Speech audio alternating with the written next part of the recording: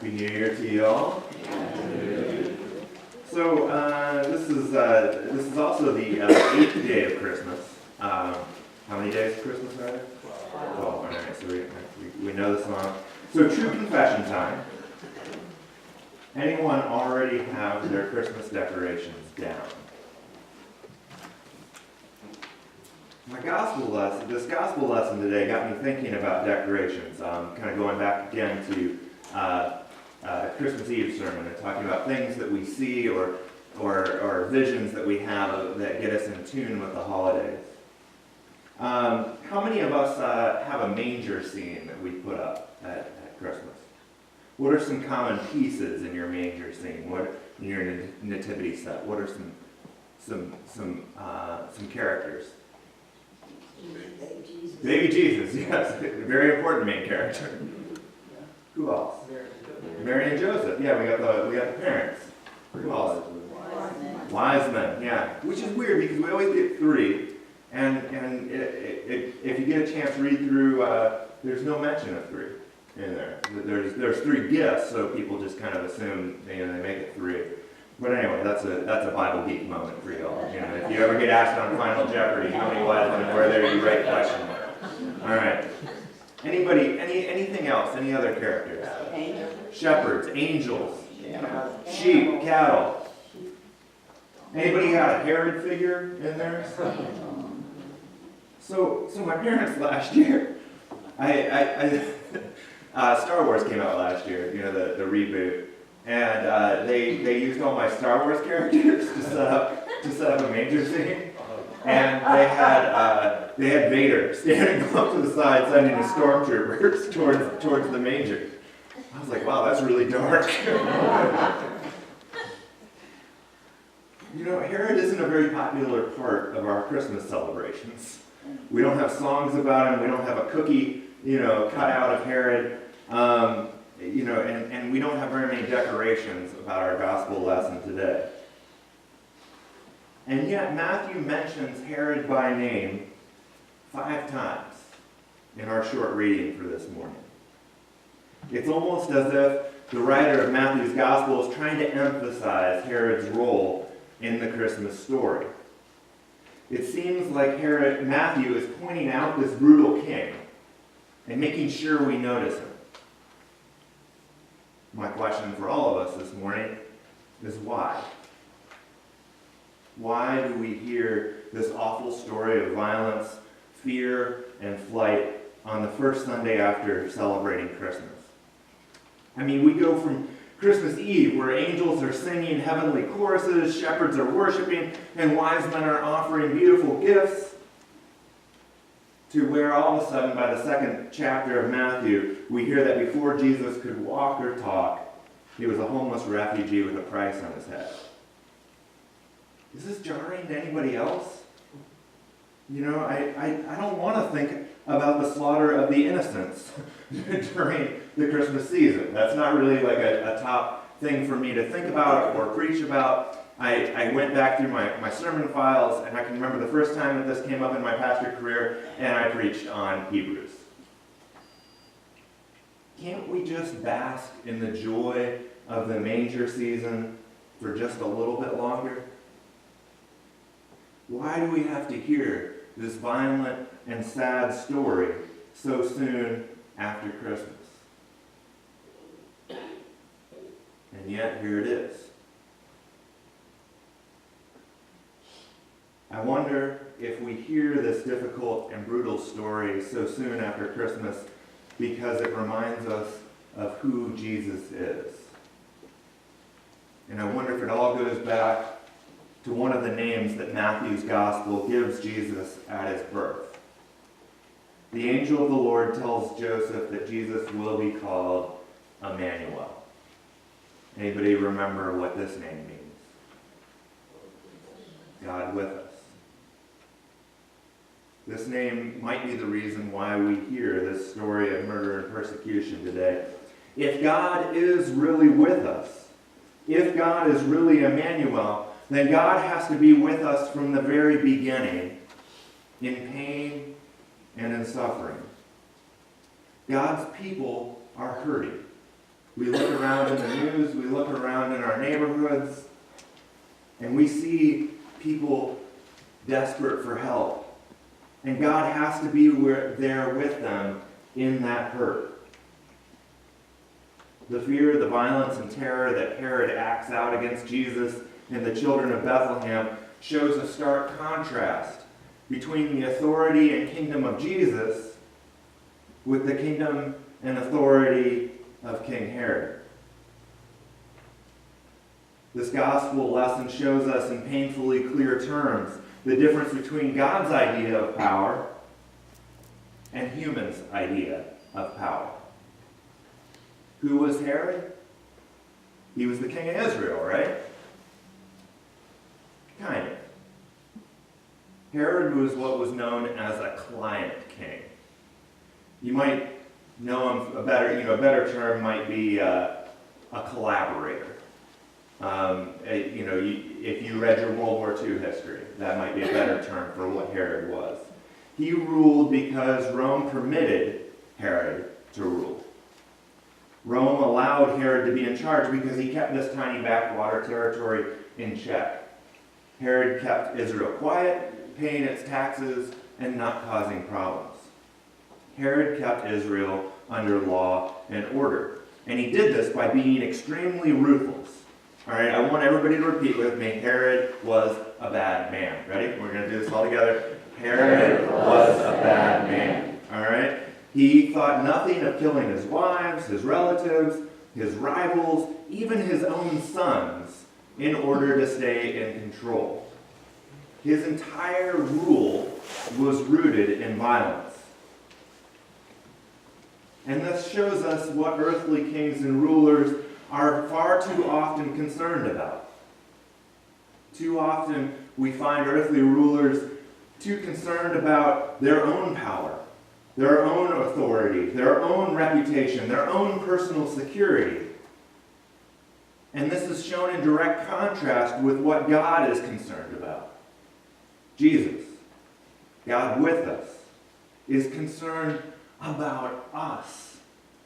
Jesus' kingdom is rooted in grace, in love, healing, and forgiveness. Herod's kingdom takes away. Jesus' kingdom restores. Thank God I'm not Herod, right? I mean, none of us are evil kings. I don't think even any of us hold elected office. Well, we got a school board member, but I don't think he's going to be ordering the death of any babies, right? Recently. And yet I still worry that we live in a world where it is too easy to be complicit with forces that promote order over true justice. If I'm honest with myself, I worry that sometimes I'm more concerned with my own reputation, with my own security, than my neighbor's. Do we still sometimes live in a world where Herod-type attitudes rule and reign? Is peace through violence still preferred over peace through justice? Who are we still willing to kill, either literally or figuratively, with our words or governmental policies, in order to bring order and security to our neighborhoods, our country, and our world? These are the questions that we face on the first Sunday after Christmas in Matthew's year. These are the questions that Matthew's gospel make me ask myself. And there are no easy, cheap, or safe answers. Grace is hard. Love is costly. Forgiveness is dangerous. This is why it is harder to follow Jesus than it is to follow Herod. This is why it appears that we still live in a world where sometimes Herods reign.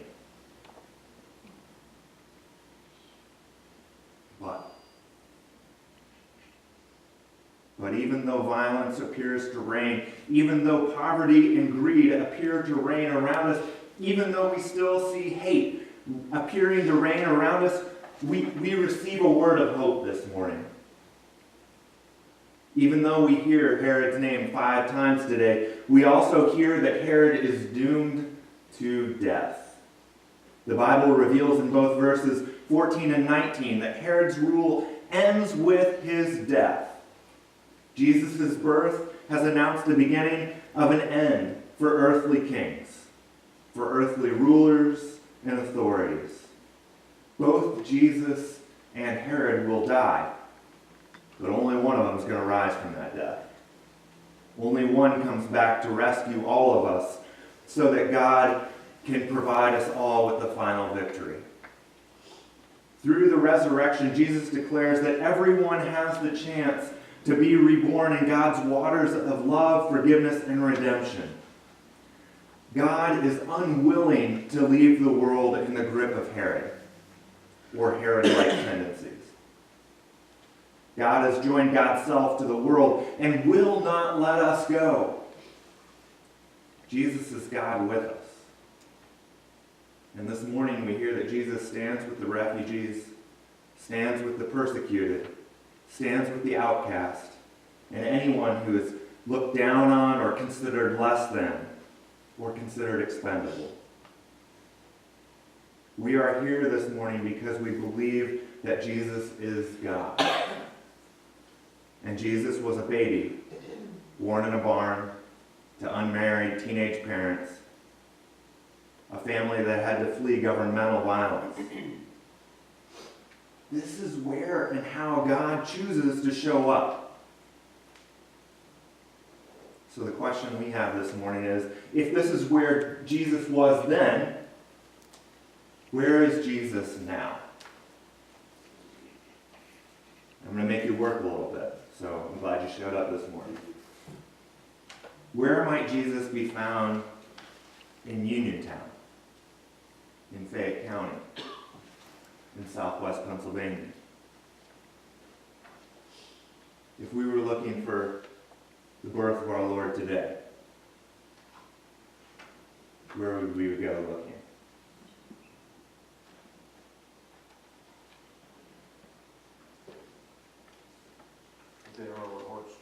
Okay, our own hearts, definitely. Examining our own, like I said, our own kind of tendencies. Where else? Where else might we look? Could be born to an addicted mother. Where else? You'll find them in the shelters. Possibly in Shelters. a homeless shelter. Many, yes. Where else might we find Jesus? In front of the Salvation Army asking for money. In front of the Salvation Army asking for money. All right, I like that too. Standing with the people who are poor, who are in need. Where else? Church. Where else? Hospital. Yeah, people that are suffering, sick. Yeah. When I'm driving in my car, When you're driving a car, and possibly maybe other people around you as well. When we're in need, when we're at risk. I invite you to think about these things. When you drive by Persian Court, when you drive by the Fayette County Jail, when you go by the shelters, when you drive by the Salvation Army, when you go through past the hospital. This is why it is important to be a church that goes, that travels to where pain and difficulty are. This is why we built up and volunteer at the community garden behind Lafayette Elementary. All right? It's not next door to our church. We have to travel to it. This is why we travel up to Glade Run to work with the young men and women with mental and emotional disabilities. This is why we're collecting food, and our middle school and high school students volunteered to help out at our local food bank. We are called to be a church that goes and stands with all whom that the Herods of this world would seek to exploit, oppress, or marginalize. This Christmas season, we have heard that God has chosen sides. God has chosen to be with the weak, the poor, and the sinful. God has chosen to be with us. Thanks be to God,